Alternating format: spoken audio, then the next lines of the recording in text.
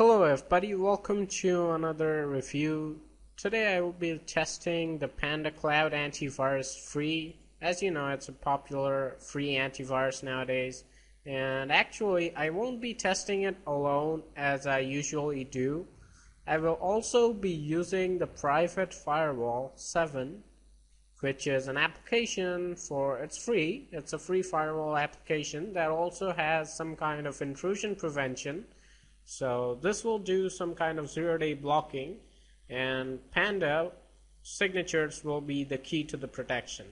Now, you might think why I got this strange idea to test both these applications together. Now, this is basically based on someone's request. So I decided to try it out. It seems like a decent combination. So this firewall program has got some stuff. It's got a process monitor. So I'm just going to enable their process detection because by default this is disabled, but I think it's important.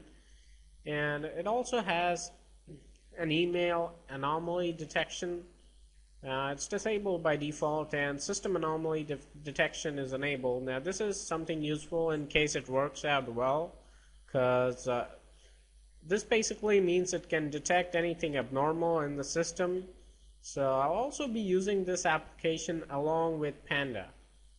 So basically I'll just be testing the Panda Cloud AntiVirus, but this is also going to work in the background. And as you know, the interface is pretty simple. You can run your scans and stuff. Just go to the advanced settings, and as you can see, auto run is disabled by default for protection. And if you go in the advanced settings, you can actually enable what you want. Everything's enabled as in default, as you can see. So this is something strange that it doesn't allow me to enable behavior analysis unless I get their pro version, but behavior blocking is enabled. I don't get it how behavior blocking can actually work without the behavior analysis. So basically I think it's just based on signatures. And everything's set to stock, no messing around. There's not much to mess around either. It's pretty good for simple users. So that's the interface. So let's just check out the memory usage, the combined memory usage from both these security applications. Now Panda is using about 25 megs, which is not too heavy, not too light, somewhere in the middle. But I have seen some kind of system slowdown since I've installed both these applications. So it isn't exactly really light on the system. It might be taking up less memory, but maybe it's just using too many reads and writes. I don't know, but it's not exactly really light, but it is not bad. I mean, it's just using around okay. Right now this one felt nothing, so it's pretty light, you can say, as long as you're considering only the RAM usage. It's not that bad, but their GUI seems to be taking up some CPU sometimes that can slow your computer a little bit, but it's okay. So total memory usage is around 25 megs along with the firewall.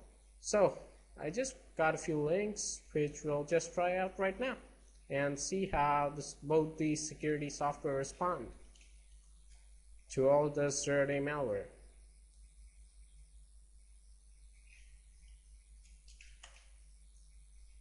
This is the first one, and it looks like it's blocked by their web blocking.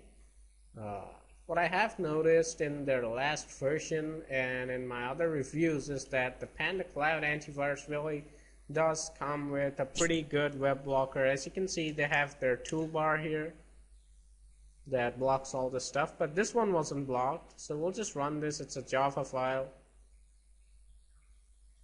and it was allowed to run, but it gave some error. Probably didn't run because I don't have Java. So now this is some kind of exploit kit, I think.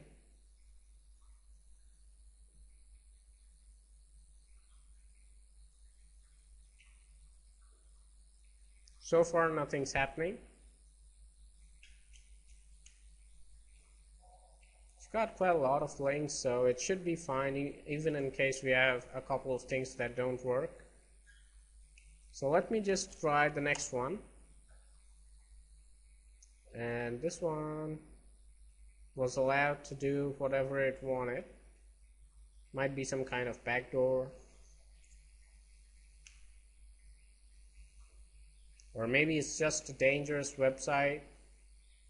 Yeah, I think it's just a dangerous website, but Panda didn't block it.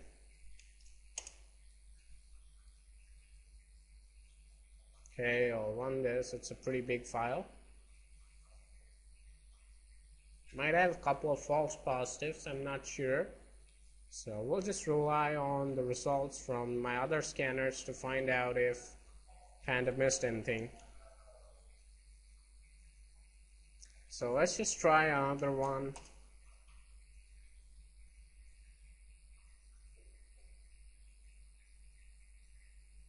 That's just my DNS, don't worry about that.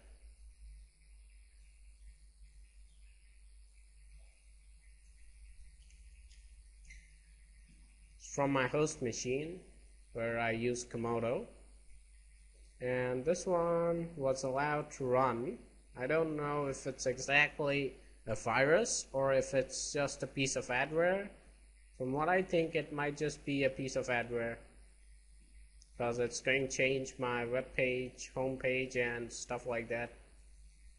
Now this one seems to be dead, so we'll just try out the next one.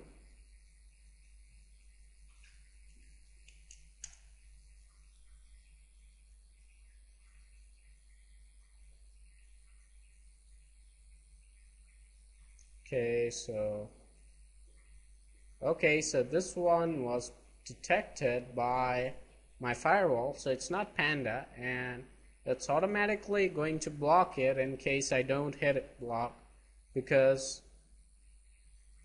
it says that it may be related to malicious activity.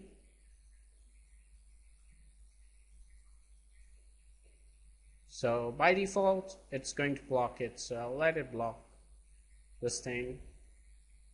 And as you can see, this adware got installed without any problems.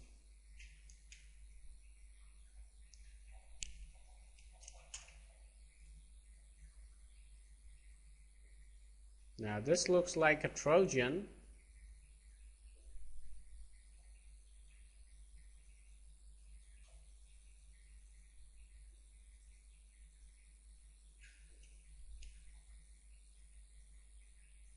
Okay, another program is currently using this file. That's a strange alert. Maybe it got blocked by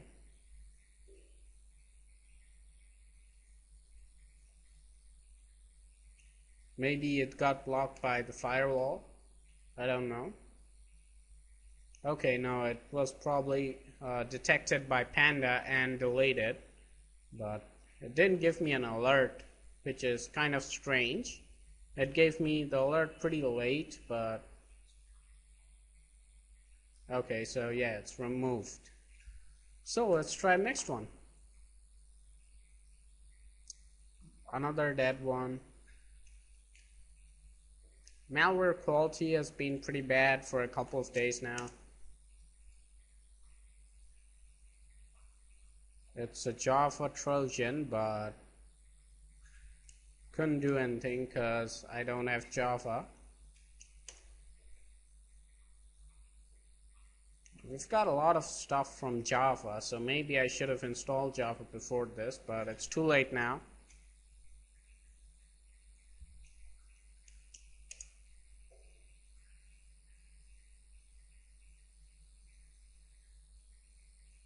Okay, now this one I think is a TDSS rootkit. So we might see some fireworks in case it is let through.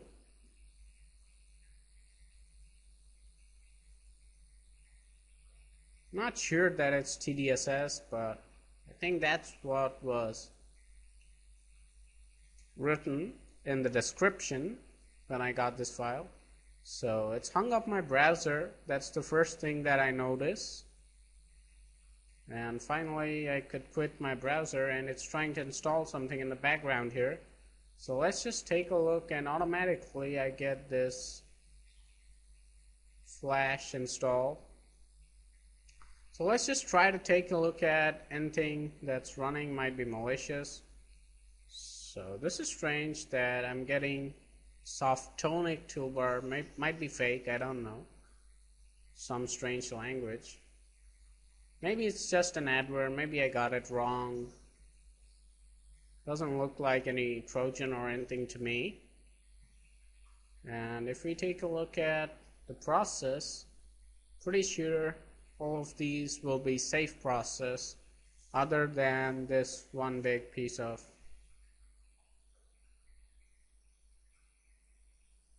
malware, which might be malware, I'm not sure. See what rating is, if it's given a safe rating by Killswitch. This is strange that Panda URL filter is not whitelisted by Komodo. Now this one comes out unknown, so it leaves a lot of space open for your thinking. Might be a piece of malware, might be a fake softonic installer, might be legit, I don't know. So anyway, that's our link test. And while this is just installing, let's just do our scan and see how many files Panda is able to detect. So first let me just disable the real-time shield. Now I think I had an option there. There you go, stop antivirus, much easier. So we've got, okay, wait a minute.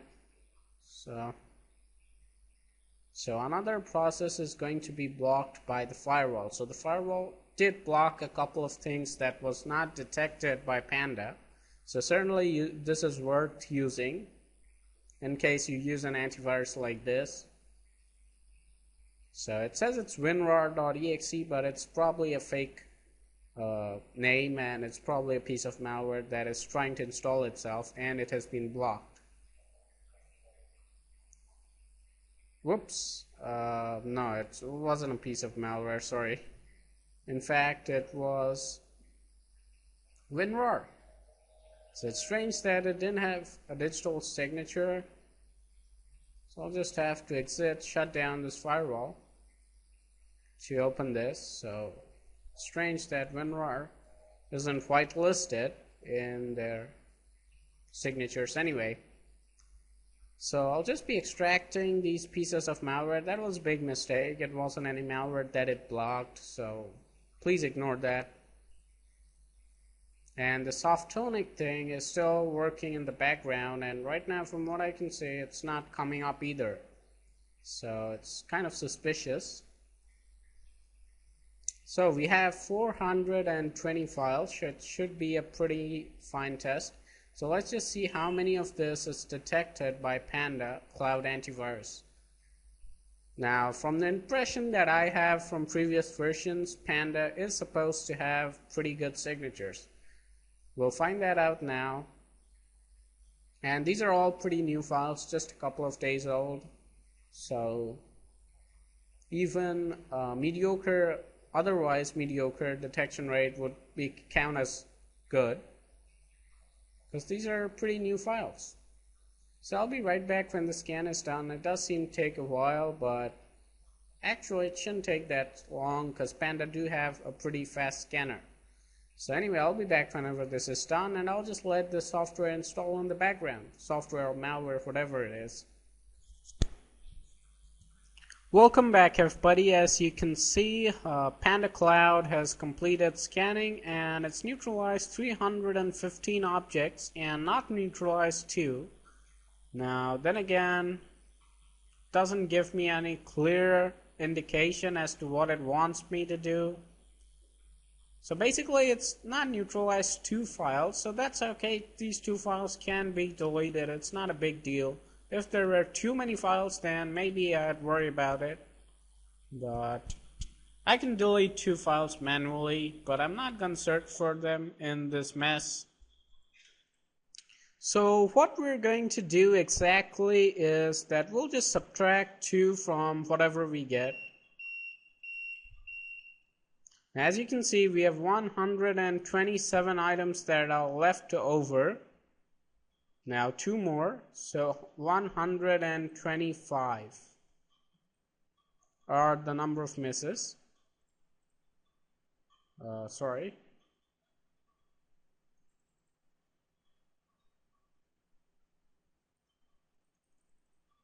We had 420 files and we've left over 125.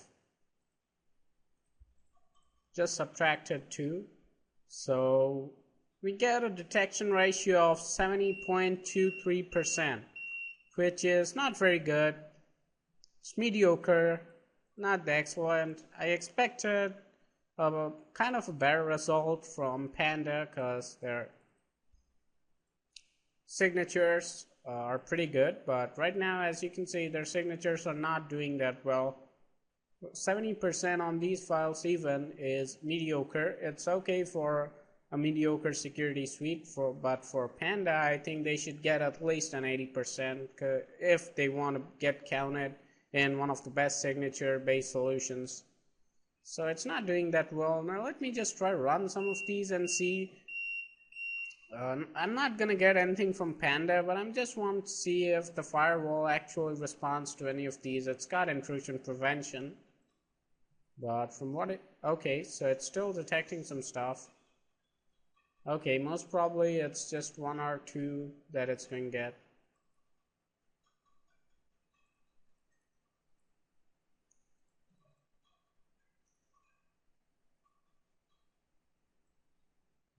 Now actually I've disconnected from the internet, as you can see. Now that's because we're just doing the file scan. So I just want to see if the firewall does anything to programs when you're offline. Because it should do something if it's got an intrusion prevention, proper one. So as you can see, the firewall isn't giving me any alerts. So that's okay. Whoops, did I actually start the firewall? No, so I'll have to start it again and try.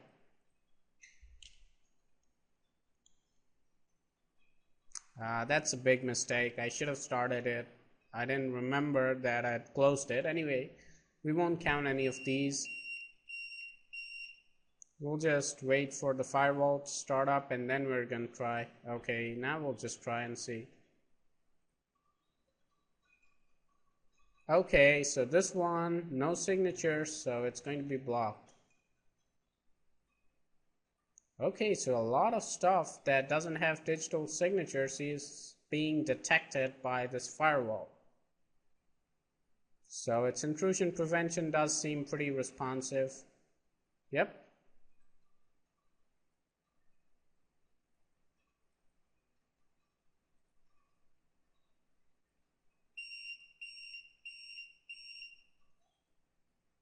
So I guess that's it for today, but the firewall does seem to do a good job at blocking some files. As you saw, everything wasn't blocked. It still missed a lot of stuff, but still, I mean, it did block some stuff.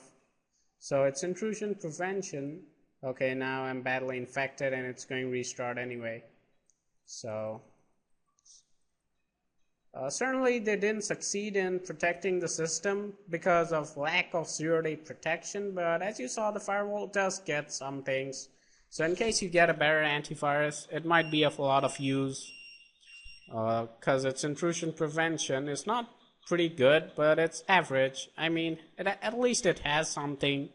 So net result, I'm not exactly very pleased. As you can see, my computer just restarted with no reason, but it didn't do too bad, this setup, but I personally wouldn't recommend using Panda Cloud because, as you saw, it's not doing very well right now. So, I hope this review helped you guys. So I'll just make a couple of more reviews maybe sometime later in the day. I think I'll test Smart Defender next, but anyway, I hope you guys have a good day and goodbye.